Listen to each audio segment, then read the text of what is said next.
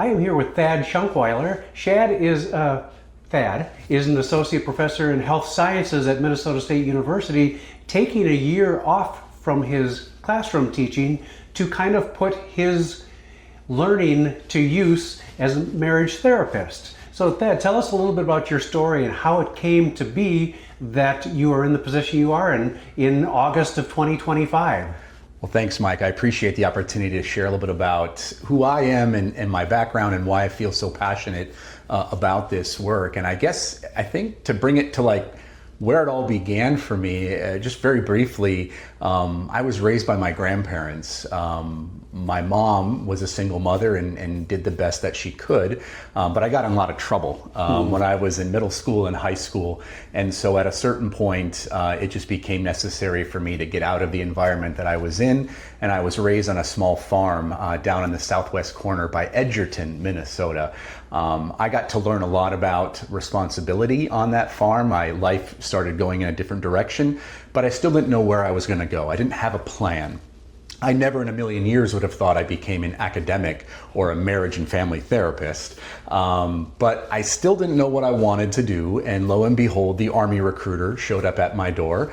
And I thought, well, why not? I don't have much else going on. And that was in August of 2001. So as you can imagine, the world was a pretty different place in August of 2001 than it was in September. And so after spending some time in the military, coming home and now wanting to go to school, not still quite sure what it was that I wanted to do, but had the GI Bill and knew that I wanted to advance my education, kind of started in courses and kind of realized through my own growth, growing up, but also post-deployment and military experience, that I wanted to help people in the world of behavioral health. And so that kind of started a long academic journey of going to school and learning. And within that process of learning about mental health and how we best help people, I became very interested in relational counseling and the importance of relationships between people. And for me, and what I was learning is that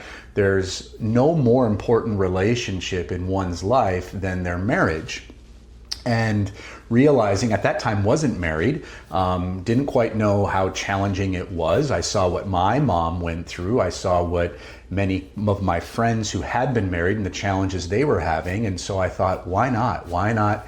As I was thinking about the mental health work that I wanted to do, kind of focus my training and my background in marriage and family therapy. And so that's what I did. And I worked clinically for a number of years in and around southern Minnesota and had the opportunity to become an academic. And that was always in the back of my mind. I fell in love with school while I was in school.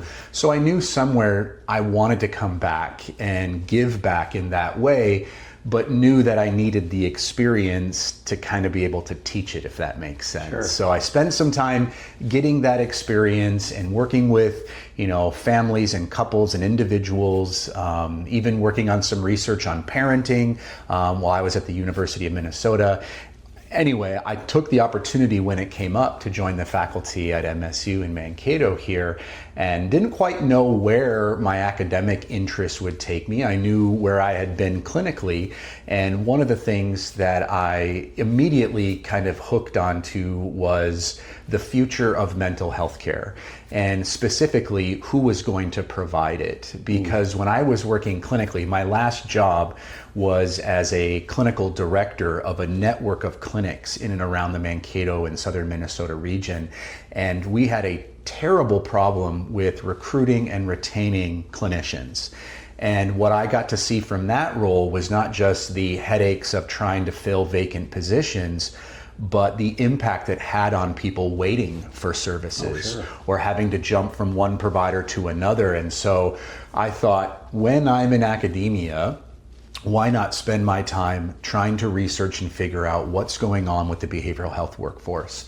And as I started that work now 10 years ago, I started to uncover lots of red flags about the behavioral health workforce. And I started to dissect where the biggest challenges were and saw, at least in Minnesota, that we had a serious problem today, and that problem projected to get a whole lot worse in outstate or rural Minnesota. That prompted me, after I had wrote a paper about the workforce and the projections and what it looked like, and I sat down and I thought, well, what are we going to do about it, right? Like, higher ed is great at pointing out a problem and saying somebody else needs to fix it.